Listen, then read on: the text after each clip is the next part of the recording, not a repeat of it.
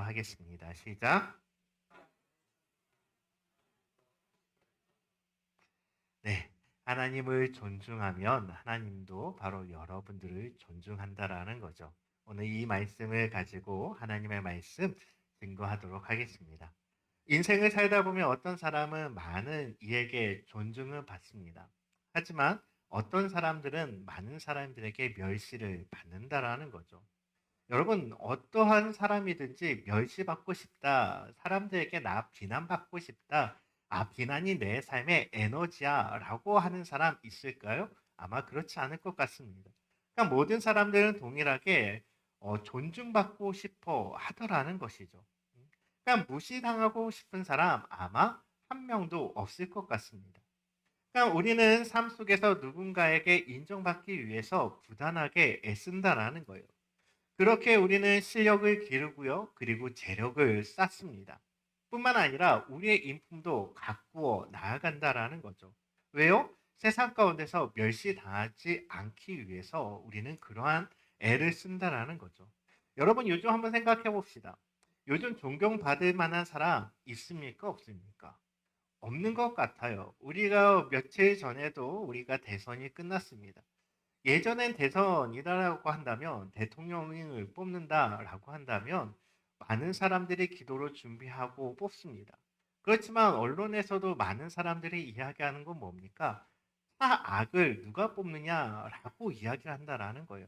그만큼 뽑을 사람, 그런 인품을 갖고 있고 존경받을 만한 사람이 지금 찾기가 너무나 어렵다라는 거죠. 지금 우리가 살아가고 있는 이 시대가 바로 그러한 시대가 아닐까라는 생각이 듭니다. 그러니까 스스로 더 낫게 보이기 위해서 우리는 언제나 시간과 그리고 자원을 투자한다라는 거죠. 그러나 그런 노력에도 불구하고 존경받을 만한 사람은 드물고요. 경멸받을 사람은 여전히 많다라는 것입니다. 이것은 단순한 조건이나 외향적인 요소에 의해서 결정되는 것이 절대로 아닙니다. 그러니까 여기에는 세상에 보이지 않는 중요한 법칙이 있는데 그것은 뭐냐면 바로 존경의 법칙이라는 거예요. 그러니까 다른 사람의 마음으로부터 진심으로 존중하면 나도 존중받게 되어 있습니다. 어, 그러니까 반대로 남을 깔보고 무시하면 나 역시 무시당하고 결국 존중받지 못하는 상황이 되는 것이죠. 어디서 많이 잘 알 수 있을까요? 정치에서 보면 알 수 있을 것 같아요. 야당과 여당이 서로를 존중하고 나아간다면 국민들은 편안한 삶을 살아갈 수 있어요. 하지만 야당과 여당이 서로를 무시하고 잘못된 길로 나아간다면 어떻게 될까요? 서로 경쟁하게 되고 그 모든 피해는 누가 입습니까? 국민들이 받을 수밖에 없다라는 거죠. 이 법칙은 인간관계 속에서 일어나는 심리적인 반응을 넘어서 하나님의 시선에도 동일하게 적용된다라는 거예요. 겉모습이나 지위, 그리고 능력 상관없이 존중하는 마음과 태도를 가진 사람은 결국엔 어떻게 됩니까? 존중받게 되어 있다라는 것이죠. 특히 가까운 사람일수록 낮은 자리에 있는 사람일수록 더욱 깊은 존중이 필요하다라는 것이죠. 여러분, 존중은 선택이 아니라 태도입니다. 그리고 삶의 자세가 되어야 하더라는 것이죠. 우리는 어떻게 보면 세상과 가정과 교회에서 존중하는 태도를 습관처럼 익혀야 하는 거예요. 그리스도인이라면 당연히 세상을 멸시하는 사람, 비난하는 사람이 아니라 존중하는 사람 되어야 하고 존중받는 사람이 되어야 하는 것입니다. 그러니까 사람들에게 존중받는 것은 여러분 분명하게 행복한 일이지만 멸시받는 것은 수치스럽고 고통스러운 일이라는 거예요. 우리는 그것을 너무나 잘 알고 있기에 언제나 인정받고자 부단히 노력하더라는 것이죠. 그런데 만약 하나님께서 여러분을 존중히 여기신다면 어떻게 될까요? 그보다 더 큰 영광 아마 없을 거라는 거예요. 하나님께 존중이 여김 받는 사람은 사람으로부터 함부로 대접받지 않습니다. 그리고 하나님의 보호하심과 인도하심 속에서 우리는 어떻게 해요? 당당하게 살아갈 수 있게 되더라는 것이죠. 하나님께 존중받는 인생은 여러분 결코 낮춰지는 인생이 아니다라는 것입니다. 오늘 본문에서 하나님의 사람이 제사장 엘리야에게 전한 말씀이 나옵니다. 그러니까 하나님께서 엘리 제사장의 그 가문을 제사장 직분을 허락하시면서 큰 영광을 주셨어요. 그들은 결국 그 직분을 가볍게 여김으로 인해 하나님의 진노를 받게 되는 장면이 나옵니다. 우리 30절 말씀인데요. 같이 한번 읽어보도록 하겠습니다. 시작.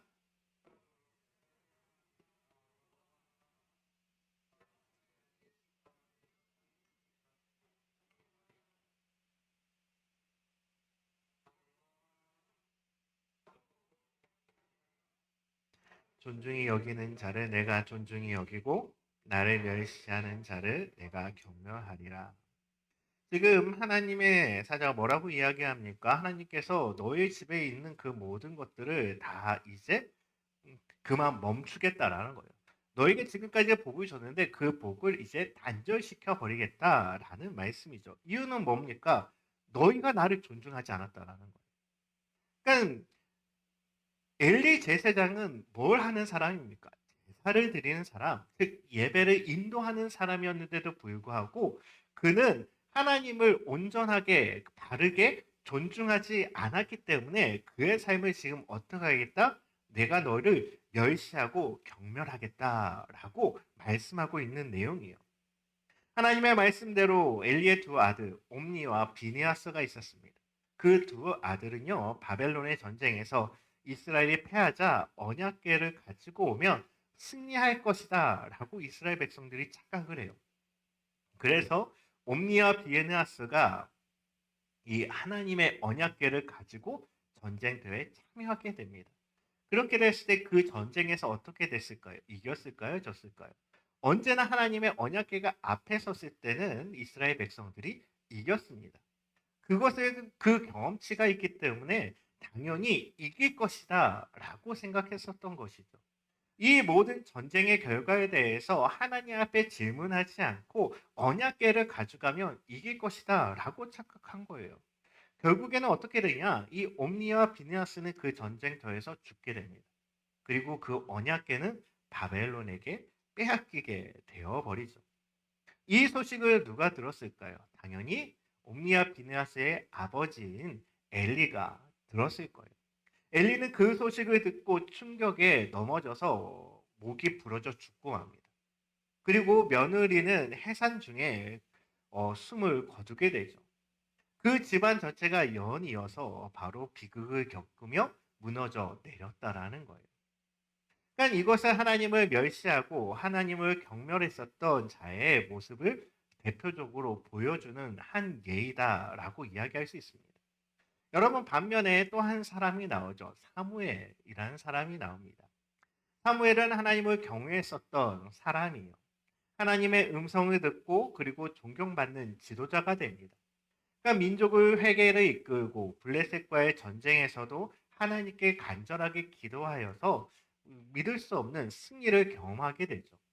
하나님은 천둥을 통해서 적을 흩으셨고 사무엘은 영적인 리더로서 이 전쟁의 승리를 이끌었었던 주역으로 발돋움하게 됩니다.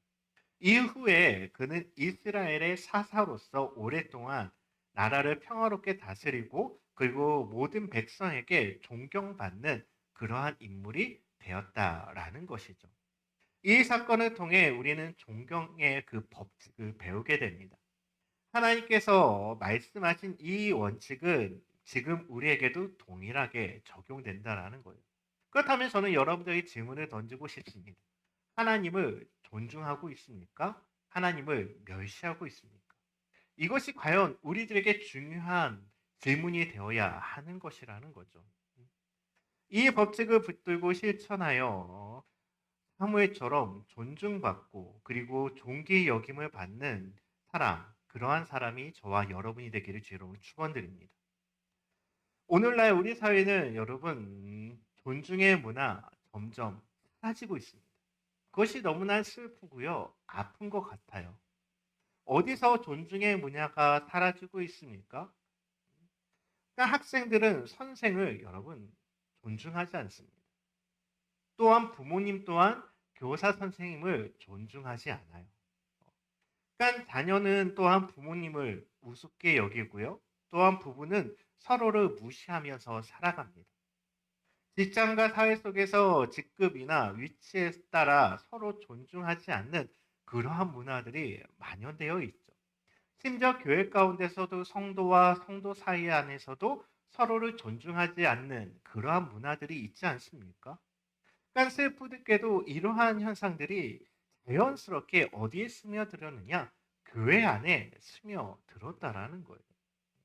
심지어 예전에는 목회자다, 목사님이다라고 하면은 그래도 존중받는 세상에서 말하는 직업이었다라고 이야기할 수 있겠죠.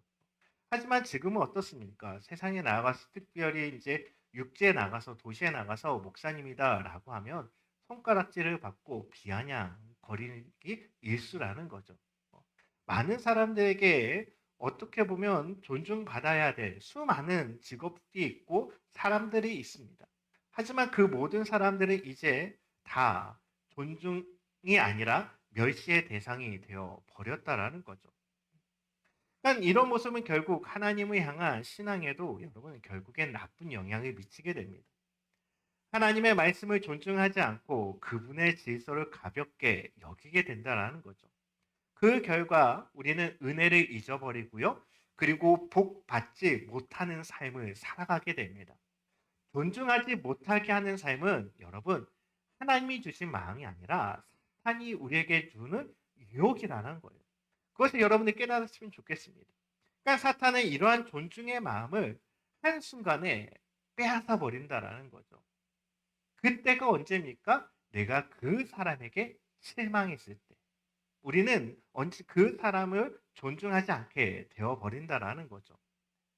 존중은 하나님께 복을 받는 중요한 열쇠가 됩니다. 존중은 단순히 예의가 아니라 신앙의 열매가 되어야 하는 것이죠. 하나님의 말씀, 그리고 하나님의 사람, 하나님의 질서를 존중하는 것이 바로 하나님을 존중하게 하는 삶이라는 거예요. 그렇기 때문에 여러분 하나님을 존중하게 여기는 삶은 무엇이냐? 하나님의 말씀을 존중하게 여겨야 돼요. 그 말씀을 내 마음 가운데 깊이 새겨야 되고 그리고 말씀의 뜻대로 살아가는 자가 되어야 하는 것이죠. 하나님의 은혜 하나만으로 만족할 수 있는 그러한 삶 살아가야 하더라는 것입니다. 엘리는 본래 참 훌륭한 사람이었습니다. 제사장이자 그리고 사사로서 이스라엘 백성들을 참 잘 다스렸었던 사람이에요. 그리고 하나님의 음성을 들은 경험도 있었던 사람이죠. 그러니까 이스라엘 사무엘이 하나님의 음성을 듣고 엘리에게 달려왔을 때 하나님의 음성을 듣는 방법에 대해서 가르쳐 줬었던 사람이 엘리 제사장이었잖아요. 그러니까 하나님의 계속 사무엘에게 말씀하니까 주의 종이 듣겠습니다. 라고 이야기를 해라. 라고 듣는 법을 가르쳐 줬죠. 또한 한나가 기도할 때 하나님께서 너의 기도를 들으셨다. 라고 말하며 축복해 주었고 그 말대로 사무엘이 태어났습니다. 그러나 엘리는 자식들이 하나님의 제사를 멸시하는 것을 알고도 그는 방치했다라는 거죠. 이것이 중요한 문제입니다. 하나님의 영광보다 자식을 더욱더 소중하게 여기며 그들의 죄를 방관했다라는 거예요. 그러니까 이처럼 하나님보다 자식이나 사람을 더욱더 소중하게 여긴다면 결국 하나님의 영광이 떠나버리는 비극이 일어날 수 있는 것이죠. 저와 여러분들이 하나님보다 다른 것을 우선시 여기지 않았으면 좋겠습니다. 무엇보다 주님 한 분만으로 만족하고 주님이 나의 모든 것 되어 주십니다. 라고 고백하며 나아가기를 바래요. 여러분 반면 사무엘은 어떻습니까? 사무엘은 어릴 때부터 하나님의 전에 머무면서 성실하게 일했습니다. 그리고 하나님을 존귀히 여기며 살아갔다라는 거예요. 그러니까 사무엘은 이런 신앙은 어머니의 한나에게서부터 비롯된 거죠. 한날은 자신의 불임의 그 고통과 시련 속에서 하나님을 향한 존경심을 잃어버리지 않습니다. 그렇기 때문에 그는 매 순간 어디로 갔어요? 성전에 가서 하나님 앞에 기도한 거죠. 왜? 하나님은 나의 모든 것 되어 주시기 때문에 하나님 앞에 나아간 거예요. 그래서 엘리가 그녀를 오해해 책망할 때도 한나는 겸손하게 자신의 진실한 마음을 설명합니다. 그리고 기도응답을 얻은 사무엘을 젖을 떼자 하나님 앞에 서원한 대로 바치게 되죠. 자식보다 하나님을 더욱더 귀하게 여긴 바로 한나의 모습을 우리는 볼 수가 있는 것입니다. 사무엘은 이 어머니의 신앙을 본받아 하나님을 동일하게 존중하며 나아간 것이죠. 그 결과 존귀한 인물이 된 것입니다. 여러분, 자식은 부모의 모습을 닮아갑니다. 우리의 신앙이 잘못된 신앙, 우리의 신앙이 반쪽짜리 신앙이 되었을 때 내 자식은 또 동일하게 반쪽짜리 신앙이 되어 버린다라는 거예요. 내가 주님 앞에 나와 신앙생활, 즉 종교생활, 교회에서의 모습과 그리고 내가 가정에서의 모습이 정반대적인 모습으로 보인다면 이 아이는 어떠한 모습으로 신앙생활을 할까요? 당연히 가정에서의 모습으로 나아갈 수밖에 없게 되죠. 이 아이에게 비춰지는 교회에서의 모습은 가식적인 모습에 불과한 것뿐이에요. 교회에서 성실하고 낮아지고 그리고 섬김의 모습이 있지만 집안에서는 전혀 반대적인 모습을 보인다면 왜 우리 부모님은 나에게 교회에서 이런 모습을 보여주지 않을까? 그렇게 되면서 하나님은 과연 그렇다면 살아계실까라는 반문이 들지 않겠습니까? 그렇기 때문에 결과적으로는 내 자식이 하나님 앞에 나오지 못한 책임 또한 우리 부모 세대에게도 동일하게 있을 수 있다라는 거예요. 그렇기 때문에 우리는 언제나 변찮는 모습을 보여야 합니다. 하나님을 신뢰하고 하나님을 믿는다면 내가 여기에 있든지 내가 가정 가운데 있든지 우리의 모습은 뭐예요? 동일해야 한다라는 거죠. 여러분, 자식보다 재물보다 세상 그 어떤 것보다 하나님을 더욱더 중요하게 여긴다면 우리는 동일할 수 있습니다. 교회 안에서는 하나님이 우선시됩니다. 하나님은 나의 모든 것 되어 주십니다. 라고 고백하지만 나의 가정과 내가 직장, 나의 세상 가운데 나아갔을 때 하나님은 후순위로 밀려버립니다. 2순위, 3순위로 밀려버린다라는 거죠. 그러면서 다시 교회에 와서는 하나님은 우선순위입니다라고 이야기합니다. 너무나 가식적인 모습 아닙니까? 우리의 모습은 여기에 있어도 하나님은 나의 모든 것 되어 주십니다. 그렇게 고백해야 되고 우리가 세상 속에서 가정 속에 있을지라도 하나님은 나의 모든 것 되어 주십니다. 라고 고백할 수 있는 저와 여러분이 되기를 주로 축원드립니다. 엘리의 두 아들 옴니와 비느하스는 하나님께 드려지는 제사를 어떻게 여겨? 아주 가볍게 여겼다라는 거예요. 그들은 제사를 드리는 백성들에게 재물을 강제로 빼앗습니다. 그리고 하나님께 드린 몫을 자신들의 유익으로 사용했다라는 거예요. 그러니까 성경은 그들의 죄가 여호와 앞에 심히 크다라고 기록하고 있다라는 거죠. 하나님께 드리는 예배를 멸시한 것이기 때문에 그렇습니다. 여러분, 예배를 소홀히 하고 하나님께 드릴 것을 가볍게 여기는 그러한 행위는요, 단순한 무관심이 아니라 하나님을 경멸하는 아주 심각한 태도가 될 수 있다라는 것이죠. 예배는 우리 영혼의 중심이고 하나님과 교제하는 아주 귀한 자리입니다. 하나님은 예배를 통해 우리를 만나 주시고 말씀을 통해 인도해 주시죠. 여러분, 우리가 하나님과의 만남의 교제를 중요하게 여기며 나아가기를 바랍니다. 그러니까 사무엘은 어릴 때부터 하나님의 전에 모시의 옷을 입고 주님을 섬겼습니다.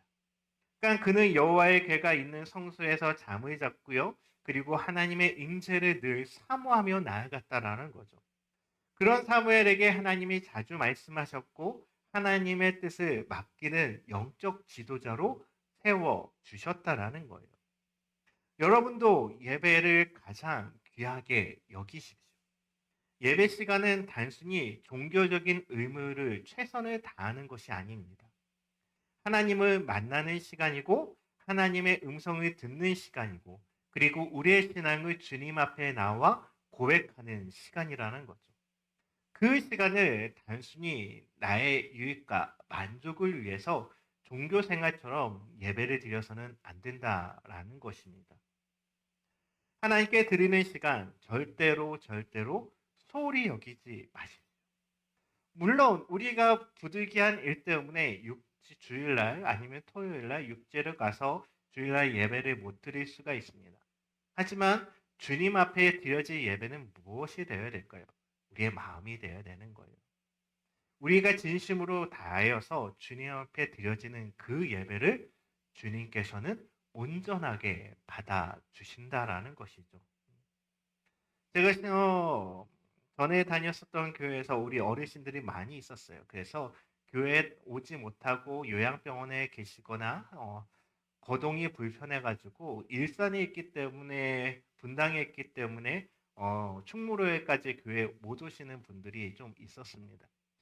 그런 분들 이렇게 가끔 신방을 가서 이야기를 들어보면 그분들이 동일하게 하는 말이 그거예요. 목사님, 저 건강해져서 교회 나와서 예배드리고 싶습니다. 눈물을 흘리면서 이야기하시더라고요. 우리가 지금 건강해서 두 발로 이 자리에 나와 예배할 수 있는 것 기뻐하셔야 돼요. 감사하셔야 되는 겁니다. 어, 하루하루 살아갈 때 우리의 육체는 어떻게 돼요? 해질 수밖에 없어요. 하지만 그 자리, 지금 내가 편안하게 예배 드릴 수 있지만 이 자리가 어느 한순간 없어질 수 있다라는 거예요. 그럴 때 우리가 견뎌낼 수 있는 건 뭘까요? 믿음밖에 없는 거예요. 내가 서 있는 그 자리가 예배의 자리 되게 해주십시오. 그 고백이 있어야 되는 거죠. 비록 그분들에게 제가 어떻게 위로를 해드리겠어요? 힘들어서 예배에 나오지 못하는데. 그래서 매일 그냥 주일날 TV 틀어가지고 CTS나 이제 기독교 방송으로 예배를 드립니다. 아니면 유튜브를 통해서 예배를 드리죠. 유튜브에 우리 교회가 나오면 우리 교회 이렇게 영성으로 비춰주는 성도들을 보면서 무슨 생각이 들까요? 보고 싶다. 라는 생각 들지 않겠습니까? 나와 함께 울었고 나와 함께 기뻐했었던 그 믿음의 도격자 한 사람 한 사람 유튜브의 영상들을 보면서 그렇지 아이고 저 사람 이제 머리가 하얘졌네 라는 생각이 들 거예요. 근데 그러한 마음들은 무슨 마음이에요? 그 사람과 교제했었던 마음이죠. 하지만 이것이 중요한 것이 아니에요. 이것이 본질이 아니라 제일 중요한 건 뭐예요? 내가 하나님 앞에 드려지는 마음이죠. 즉 중심의 마음을 하나님께서는 예배로 받아 주신다라는 거예요. 우리는 이 땅 가운데 언제나 흙으로 돌아갈 수밖에 없는 육체를 타고난 자들입니다. 하지만 이 육체는 흙으로 가지만 우리는 저 영원한 천국에서 다시 만날 것이에요. 그것을 우리는 믿고 나아가기 위해서는 뭐가 필요할까요? 믿음이 필요한 거예요. 하루하루 주님이 나의 모든 것 되어주시고 주님이 나의 삶의 중심이 되어주신다라는 것을 우리는 고백하며 나아갈 때 어떠한 거친 파도가 내 육신을 힘들게 할지라도 우리는 이길 수 있습니다. 하나님의 말씀으로 이길 수 있고요.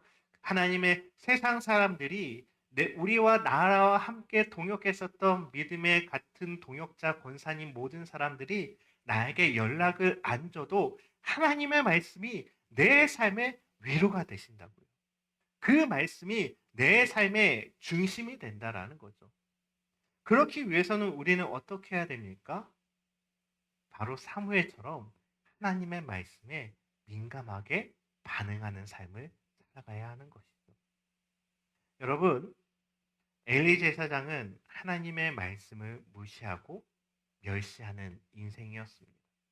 하지만 사무엘은 하나님의 말씀에 민감하게 반응하면서 그리고 존귀 여김을 받는 삶을 살아가게 되었다라는 것이죠. 그렇다면 여러분들은 어떠한 삶을 살기를 원하십니까? 엘리 제사장과의 삶을 살기를 원하십니까? 아니면 사무엘과 같은 삶을 살기를 원하십니까? 그 비결은 하나입니다. 하나님을 존귀하게 여기십시오. 그렇다면 하나님이 저와 여러분을 존귀하게 여겨 주실 것입니다. 그 하나님을 온전하게 여러분들이 찬양하며 예배하며 나아가는 저와 여러분이 되기를 주의 이름으로 축원드립니다. 이 시간에 우리 주 앞에 함께 찬양하며 나아갔으면 좋겠습니다. 찬송가 94장입니다.